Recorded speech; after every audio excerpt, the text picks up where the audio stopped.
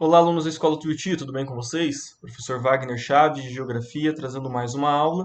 E hoje eu vou dar início, de fato, aos conteúdos do quarto bimestre. Então, na aula passada a gente finalizou alguns conteúdos sobre Índia, e agora a gente vai continuar na Ásia, mas falando sobre o Oriente Médio, tá?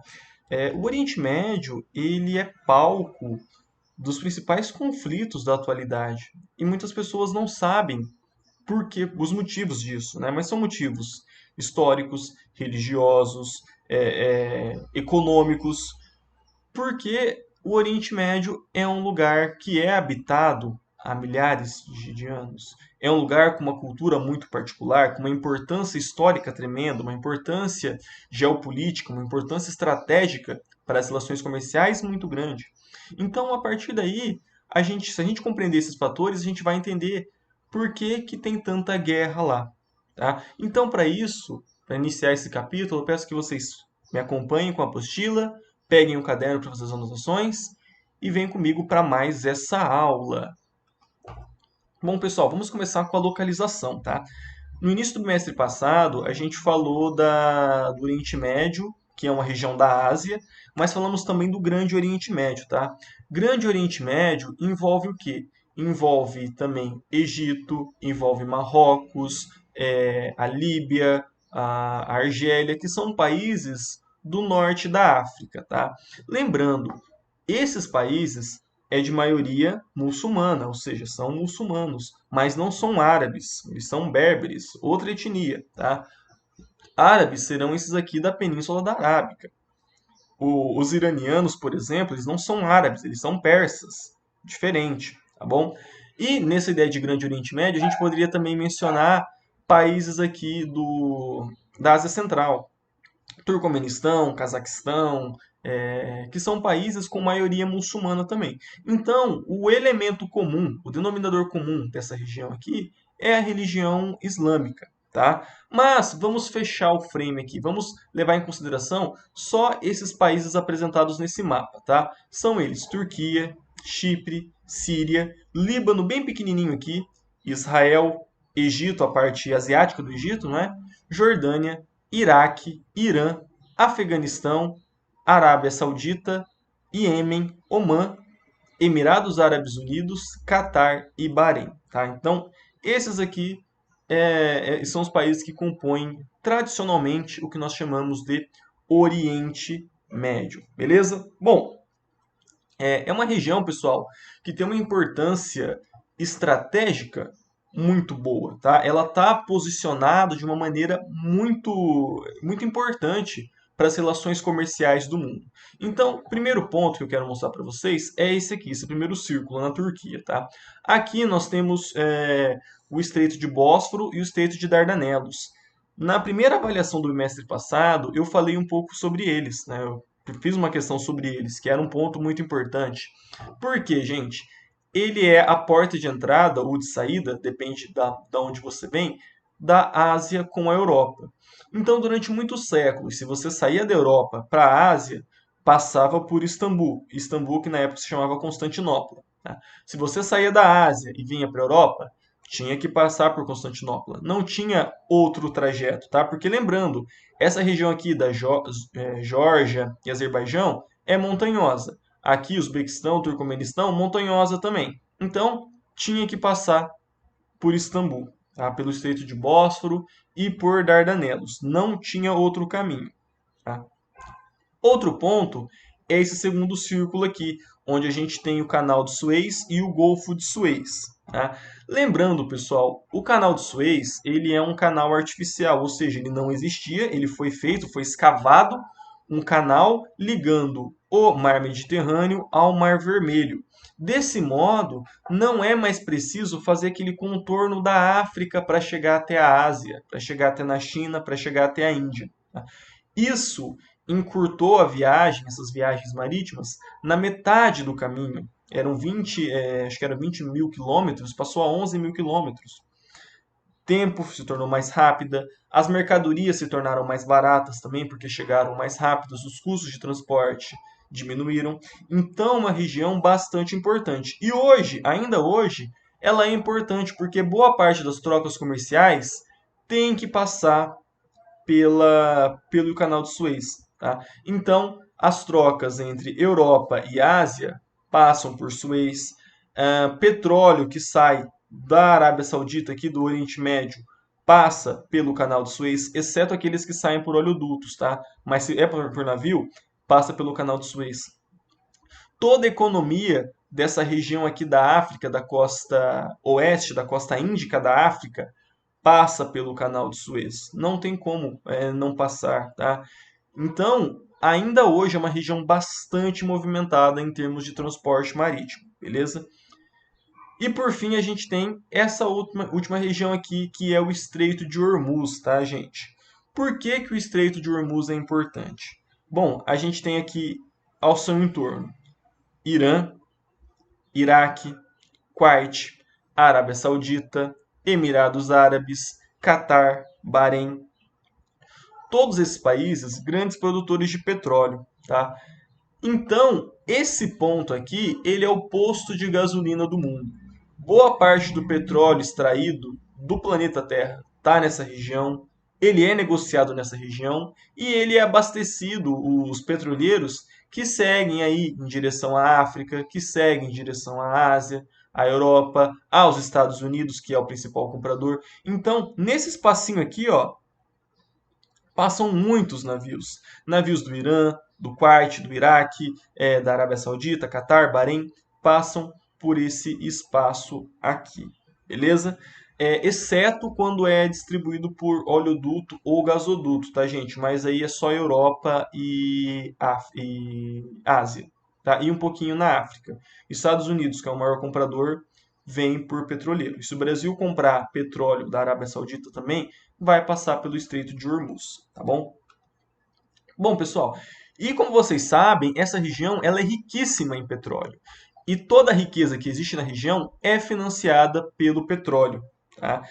Vocês estão vendo aí uma foto da cidade de Doha, no Catar. Percebam, né, esses skylines, esses arranha-céu. É uma cidade moderna. E da onde que vem o dinheiro do Catar? Vem do petróleo, tá? Mas, deixa eu voltar nesse mapa aqui, né? A gente pensa Catar, pensa no Emirados Árabes, pensa no Bahrein, pensa na Arábia Saudita, já vem na nossa ideia esses países extremamente ricos, produtores de petróleo. Mas nós temos a Síria, que está sofrendo com a guerra, temos o Iraque, que teve uma invasão recentemente, tem o Irã. Então, por que que esses países não têm o mesmo prestígio da Arábia Saudita, a mesma economia, melhor dizendo, né? Da Arábia Saudita, por exemplo? Por conta de parceiros comerciais, tá, gente? Na charge que ilustra, que inaugura o capítulo, tá lá um soldado americano e uma pessoa agachada com as mãos levantadas falando assim: "Ah, é isso que é a democracia?" Por quê, gente? Os Estados Unidos, eles invadiram o Iraque falando, olha, a gente vai derrubar o Saddam Hussein e vai instaurar a democracia, né? O Saddam Hussein é uma ditadura e a gente vai levar a democracia para lá. No Irã, a mesma coisa. O Irã é uma teocracia, a gente vai instaurar a democracia lá no Irã. E por que não vai instaurar a democracia na Arábia Saudita? A Arábia Saudita é uma monarquia absoluta, de uma família. Catar, mesma coisa. Bahrein, a mesma coisa. Bahrein tem um dono, gente. Catar tem um dono, tá? Na Arábia Saudita, você não pode andar com uma Bíblia. Na Arábia Saudita, você não pode, se você cometer adultério, você pode ter pena de morte. Então, por que que não levar democracia para essas ditaduras? Porque a Arábia Saudita, Bahrein, Catar, Emirados Árabes são parceiros comerciais dos Estados Unidos. Então, não importa se você não pode andar com uma Bíblia na Arábia Saudita. E se eles continuarem vendendo petróleo para a gente, tá tranquilo, tá? Isso, pessoal, é bem superficial. A gente vai tratar desse assunto com mais profundidade nas próximas aulas. Mas é para a gente ver como isso é sectário. Né? Por que que os Estados Unidos joga bomba na Arábia Saudita? Porque é parceiro comercial. Se for um parceiro comercial, tudo bem, não importa o que você faz, tá? Beleza? Bom, então, a riqueza dessa região ela é gerada através do petróleo. Então isso gera tanta riqueza quanto a inveja de outros países. Né? A gente olha para o Catar, para o Bahrein e observa essas cidades e fala, nossa, quando que o Brasil vai ser desse jeito? Mas lembrando, pessoal, Catar e Bahrein são meia dúzia de pessoas que vivem lá. Tá? Então, pela quantidade de petróleo que eles têm e pela quantidade de pessoas, é muito dinheiro que é gerado por essa indústria dos hidrocarbonetos. Beleza? Bom, vamos lá então falar de clima e relevo também. Aqui, pessoal, nós temos um recorte da região do Oriente Médio. Percebam aqui, gente, placa arábica. Tá? Placa arábica é a placa tectônica onde está situado grande parte do Oriente Médio. Se a gente tem uma placa pequenininha assim, a gente já pode presumir que é uma região que sofre com terremotos. Tá? Aqui, gente, nessa região onde está o apontador, a gente tem o Afeganistão. O Afeganistão já faz parte do Himalaia, tá? Algumas áreas do Afeganistão montanhas daquele choque da Índia. Então são áreas bem altas mesmo. Aqui nos limites da placa da Arábica, a gente tem Turquia, é uma região bastante montanhosa. Tem o Irã, uma região bastante montanhosa também. Tá? Agora, no restante aqui da placa, no meio da placa, a gente tem tanto planaltos quanto planícies. Algumas áreas mais altas, só que não tão altas comparados com aqui as bordas da placa e dessa região aqui do Afeganistão que está no Himalaia, tá bom? Vamos observar esse mapa aqui que fala da região da Mesopotâmia. Vocês lembram da Mesopotâmia? Estudaram isso lá em história no sexto ano de história, tá? A Mesopotâmia, a terra entre rios, é uma região do atual Iraque, tá? Que forma uma planície entre os rios Tigres e o rio Eufrates, tá? Essa região, gente, faz parte do chamado Crescente Fértil. Era uma região que há 3, 4 mil anos atrás tinha um clima mais mediterrâneo, menos semiárido, tá? Ou seja, era um pouco mais úmido em relação aos períodos atuais. E é nessa região aqui em verdinho que vocês estão vendo que nós temos o surgimento das primeiras cidades, a gente tem a sedentarização humana, a gente tem o início da agricultura. Então, olha a importância dessa região aqui da Síria, Iraque, Kuwait. Tá? Aqui, gente, é o berço da civilização como a gente conhece hoje, em termos de sociedade, das sociedades, das cidades, da sedentarização do homem, da agricultura. Todas aqui nessa planície entre os rios Tigres e o rio Eufrates, tá bom?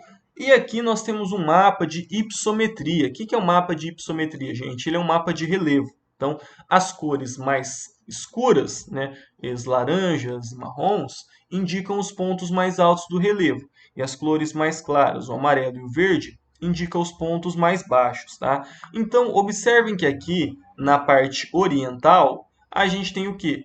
Os pontos mais escuros, tá? No Afeganistão, no Irã, na Turquia, são as bordas da placa arábica e aqui já é o início do Himalaia, tá bom?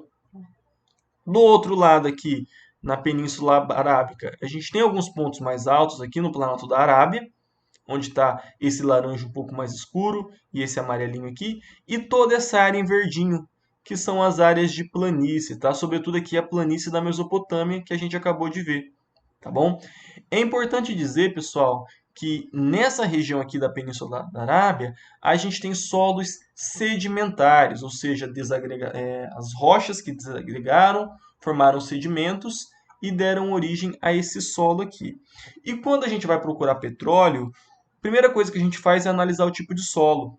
A gente não encontra petróleo em solo vulcânico. Então, aqui no Paraná, esse solo de basalto nosso, não tem petróleo, não adianta cavar. Tá?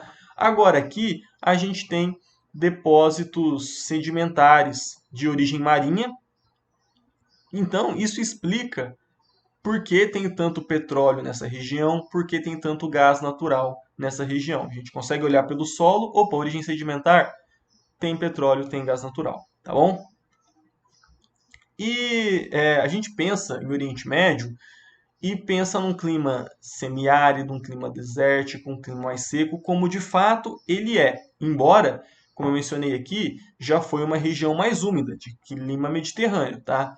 Mas já houve pântanos nessa região, tá? Que são lá no Iraque tinha chamadas civilizações do pântano ou árabes do pântano, que eram os pântanos de Ravizé, tá? Esses pântanos, pessoal, eles eram encontrados aonde? Deixa eu voltar aqui, tá? Nessa região aqui da desembocadura do rio Tigre e Eufrates, é uma região mais plana. Então formava um delta, ou seja, o rio abria em vários braços e inundava toda essa região aqui do Kuwait e essa região aqui do Iraque, tá? Formavam verdadeiros pântanos. O que que acontece? Entre 1950 e 1990, o Iraque, do Saddam Hussein, o antigo ditador do Iraque, ele começou a drenar esses rios, a fazer barragens, a fazer canais, ou seja, não deixar abrir esses braços do rio, fazer um único canal. E essas águas, esses pântanos foram deixando de existir, tá? Esse, pessoal, é uma das maiores tragédias ambientais da história, tá? Porque praticamente não existe mais essa região alagadiça do Iraque, tá? E para vocês terem uma ideia da importância desse local, eu acho que todo mundo aqui é cristão ou leu a Bíblia, tá? E vão lá no Gênesis e lê, né, onde ficava o Jardim do Éden. O Jardim do Éden ficava nessa região, tá? Entre os rios Tigres e Eufrates, onde eles se abriam em outros rios, era essa região aqui que hoje não existe mais. Hoje ela é árida e seca. Tem alguns projetos aí nos últimos anos que está tentando revitalizar essa região, mas é muito difícil, tá? E por consequência, as pessoas que moravam nessa região, que tinham um modo de vida muito particular, que não eram aqueles árabes que a gente está acostumado a ver, eles tiveram que sair dessa região e se tornaram um dos primeiros refugiados ambientais. Eles saíram da sua região porque as condições climáticas mudaram tanto que eles não eram mais capazes de continuar habitando esse local, tá bom? E aí, por fim, pessoal, falar um pouco do clima mais tradicional do Oriente Médio, que é esse clima predominantemente árido, semiárido e desértico, tá? Lembrando, gente, o Oriente Médio está numa faixa temperada ali, em uma latitude média, ou seja, é cortado pelo Trópico de Capricórnio. Perdão, Trópico de Câncer, Trópico de Capricórnio no sul, tá? Todas as áreas que são cortadas pelo Trópico de Câncer ou pelo Trópico de Capricórnio apresentam desertos, tá? A única exceção, aliás, única não, né, mas uma das poucas exceções é o Brasil, porque a nossa chuva vem da região norte, vem da região amazônica, tá? Se não tivesse floresta, aqui ia ser deserto também. Então, continuem queimando árvore, continuem derrubando, que vai ver que maravilha que vai ser morar daqui a alguns anos, tá? Então, gente, lá passa pelo Trópico de Câncer, então o clima é majoritariamente quente, árido, semiárido e desértico, tá? Próximo da Europa, a gente tem um clima mais mediterrâneo, que é muito parecido com aquele do Crescente Fértil, né? E nas áreas mais altas, onde a gente tem aquele relevo bastante alto, a gente tem um clima frio e seco. Então, tem lá, por exemplo, precipitação de neve, mas chuva é bem escassa, tá? Essa imagem que vocês estão vendo é da Capadócia, tá? Uma região da Turquia, uma região bastante alta. É uma região que eu acho particularmente muito, muito interessante, porque ela tem esse relevo, né, essas montanhas, elas foram escavadas e se configuraram como casas. Então, poucas hoje são habitadas, mas ela é indício do início da ocupação, das pessoas pegando essas montanhas e fazendo as suas primeiras habitações. Beleza, pessoal? Eu vou ficando por aqui. Peço que vocês fiquem em casa, que vocês lavem as suas mãos. Bons estudos e até a próxima aula.